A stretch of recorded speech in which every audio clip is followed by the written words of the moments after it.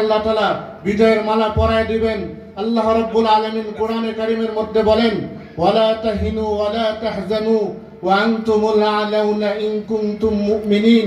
আল্লাহ রাব্বুল আলামিন বলেন, বিজয় মুমিনদেরই হবে, তোমরা ভয় পেও না, নিরাশ হয়ো না।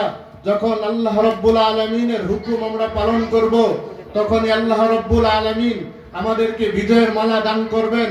আমরা যদি আমাদের সন্তানদেরকে যদি দ্বীনি শিক্ষায় শিক্ষিত করতে না পারি, ইসলামের শিক্ষা যদি তাদেরকে না দিতে পারি, ও হবির বাড়ির মুসলমান, আপনারা অনেকে অবগত আছেন, এই হবির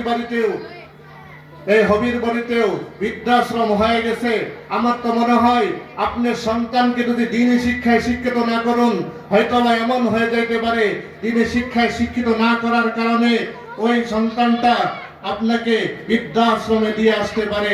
এজন্য বলবো, হুমায়রা সিদ্দিকা রাদিয়াল্লাহু তাআলা আনহা মহিলা মাদ্রাসায় আপনার মেয়েটাকে ভর্তি করায় দেন। এই মেয়েটা একসময় কোরআনে কারীম শুদ্ধ করে পড়তে পারবে। আপনি যদি ওই সন্তানকে দ্বীনি শিক্ষায় শিক্ষিত করতে না পারেন, তাহলে আল্লাহ তাআলার কাছে আপনার ওই কিয়ামতের ময়দানে আসামির কাঠগড়ায় দাঁড় করায় দিবেন এই সন্তান আপনাকে। এজন্য বলবো, মুসলিম উম্মাহ, আমরা যদি বৃদ্ধাশ্রমে না যেতে চাই, সন্তানের কাছ থেকে যদি কর্তব্য আদায় করতে চাই, আমরা তো বলি মা বাবার খেদমত কেন করে না, মা বাবার খেদমত কিভাবে করবে?